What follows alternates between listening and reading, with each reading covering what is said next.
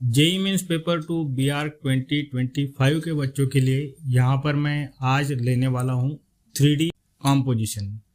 तो दोस्तों 3D aesthetic composition में आज हम देखेंगे basic practice, aesthetic composition and shading और फॉर्म की साइज। तो चलो दोस्तों स्टार्ट करते वीडियो। मैं हूँ अविनाश सर, मोगेज इंस्टीट्यूट के ध्येय बैच में आपका बहुत बहुत स्वागत है। ध्येय से ही जीत पक्की। तो यहाँ हम देखेंगे 3D बेसिक क्या होता है। 3D बेसिक करने के लिए हमें लाइंस की जरूरत है। जैसा कि हमने 2D कॉम्पोजिशन में देखा, उसी टाइप में यहाँ पर भी लाइंस की प्रैक्टिस करना जरूरी है। स्लैंटेड लाइन से, हॉरिजॉन्टल लाइन से, वर्टिकल लाइन से एंड फॉर्म्स। तो फॉर्म्स की भी प्रैक्टिस करना जरूरी है। सर्कल की भी प्रैक्टिस करना जरूरी है। सर्कल इसलिए क्योंकि अगर स्फीयर आता है तो हमें सर्कल की प्रैक्टिस करना बहुत जरूरी है। तो यहाँ मैं एक रेक्टेंगल बनाकर दिखा रहा हूँ। तो ये जो रेक्टेंगल है वो किस तरह निकालते हैं, क्योंकि यहाँ पर देखो लाइंस का यूज हो रहा है, vertical line, horizontal line, slanted lines.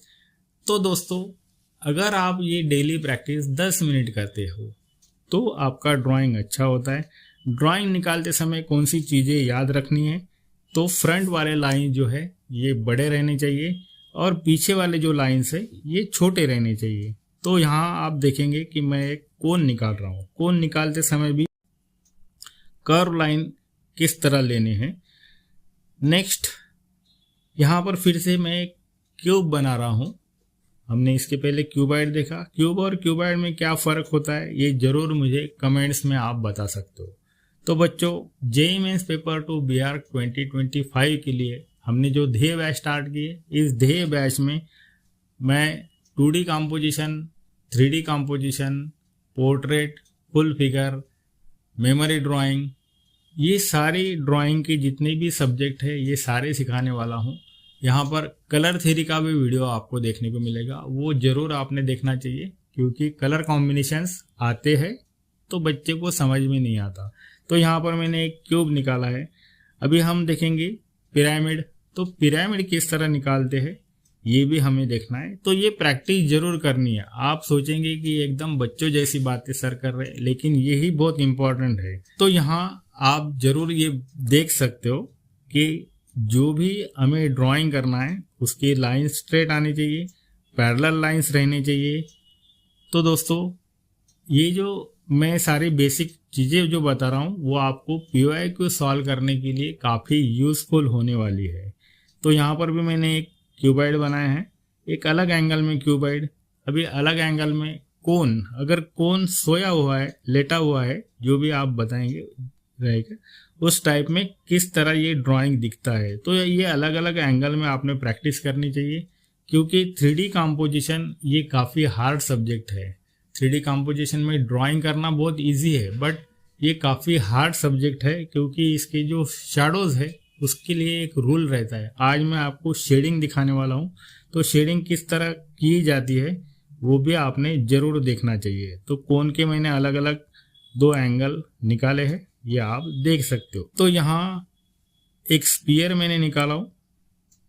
तो देखो अगर लाइट सोर्स अगर राइट साइड से है तो किस तरह शेडिंग आएगी ये यहाँ पर मैं आपको दिखाने वाला हूँ।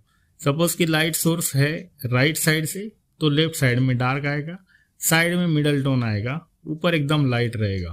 कोन के ऊपर भी वैसे ही लाइट सोर्स अगर राइट से है तो जो शेडिंग है वो शेडिंग आपकी लेफ्ट साइड में डार्क रहेगी और राइट साइड में लाइट रहेगी। तो थोड़े से मैं ये जो शेप्स है इनको मैं डार्क कर ले रहा हूँ ताकि अच्छे से आपको विजिबल हो, अच्छे से दिखे इसलिए। तो जो फ्रंट लाइन है उनको ही डार्क करना है, जो बैक साइड की लाइन है उनको डार्क नहीं करना है। फॉर एग्जांपल ये कोन की लाइन जो मैंने कर्व दिखाई वो, या पीछे यहाँ पर मैं पिरामिड की लाइन जो दिखा रहा हूँ, ये भी आपको बैक साइड की जो है वो दिखेगी नहीं, तो उनको लाइट रखना है और बाद में उसको इरेज कर देना है। यहाँ पर क्यूबॉइड, फिर कोन।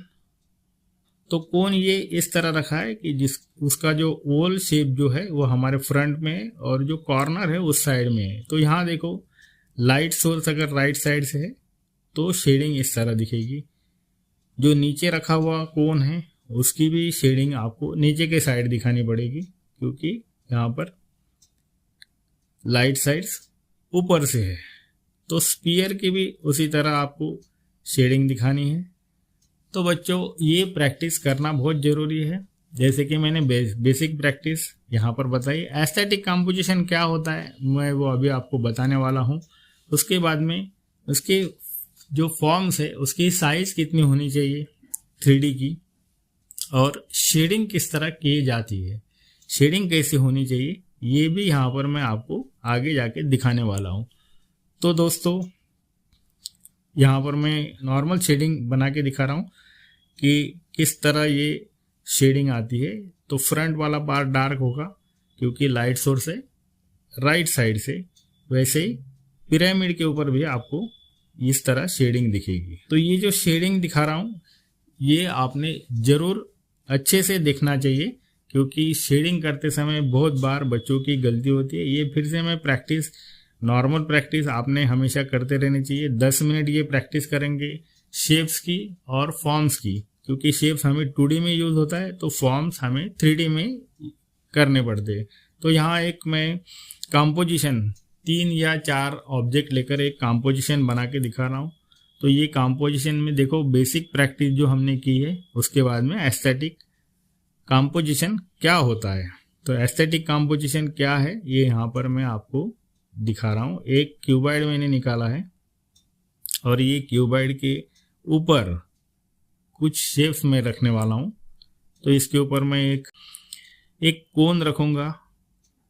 अभी कोन कैसा निकालना है तो ये भी बहुत सिंपल है। फ्रंट वाले लाइन आपको डार्क दिखेंगे, बैक वाले लाइन जो है ये आपको लाइट दिखेंगे। तो यहाँ पर मैंने एक स्पीयर भी निकाल दिया है। तो यहाँ 3 फॉर्म्स मैंने लिए हैं और 3 फॉर्म को मैं यहाँ शेडिंग करके दिखाने वाला हूँ। तो शेडिंग कैसे होगी तो उसके लिए कौन सी पेंसिल यूज़ करनी है। तो मैंने लाइट सोर्स जो है ये राइट साइड से लिया है। तो शेडिंग कैसे होगी मैं सिर्फ शेडिंग निकाल के दिखाने वाला हूँ। शैडोज जो है वो आपको इसके बाद में बताऊंगा, क्योंकि शैडोज के लिए आपको रूल समझना पहले ज़रूरी है, उसके बाद ही आप शैडोज निकाल सकते हो। तो बच्चों यहाँ पर जो शेडिंग कर रहा हूँ ये कोन के ऊपर सबसे पहले मैं शेडिंग कर रहा हूँ। शेडिंग करते समय लेफ्ट साइड से स्टार्ट किया हूँ, क्योंकि राइट साइड में हमारा एरो है, मतलब कि लाइट सोर्स उस साइड से है। तो यहाँ पर शेडिंग में ये बना के दिखा रहा हूँ। 3D कंपोजिशन ये जो मैं अभी बना के दिखा रहा हूँ ये एस्थेटिक कंपोजिशन है। एस्थेटिक कंपोजिशन क्या होता है तो रैंडमली कैसे भी शेप्स रखे जाते हैं, तो ये एस्थेटिक कंपोजिशन होता है।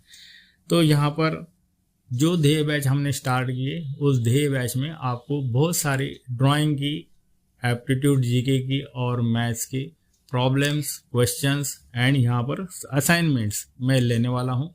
45 प्लस वीडियोस यहाँ पर आएंगी और इसका आपने ज़रूर बेनिफिट उठाना चाहिए।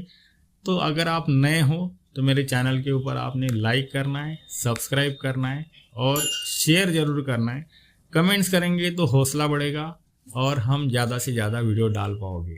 तो बच्चों जेईई मेंस पेपर 2 BR 2025 के लिए ध्येय बैच हमने स्टार्ट की है, इसका ज़रूर आप बेनिफिट उठाओ। तो यहाँ पर देखो शेडिंग करते समय लाइट सोर्स जिस साइड से उसके अपोजिट साइड में यहाँ मैं ये शेडिंग कर रहा हूँ। तो जो भी शेड्स रहेंगे, डार्क शेड्स रहेंगे, वो आपको लेफ्ट साइड में दिखेगी और लाइट होते हुए राइट साइड में जाएगा। तो बच्चों इसी टाइप के वीडियोस अगर आपको देखने हैं और आपको वीडियो से स्टडी करना है तो ध्येय बैच ज़रूर आपने देखनी चाहिए। ध्येय बैच की वीडियोस आपने ज़रूर देखनी चाहिए और चैनल को सब्सक्राइब जरूर करना है। फिर से यहाँ बता रहा हूँ, कमेंट्स करेंगे तो हौसला बढ़ेगा तो और भी ज़्यादा वीडियोस हम डालेंगे। तो यहाँ स्पीयर को मैं शेडिंग कर रहा हूँ। शेडिंग करते समय ध्यान देना है कि लाइट सोर्स कौन से साइड से, उसके अपोजिट साइड में डार्क शेड्स आएंगे।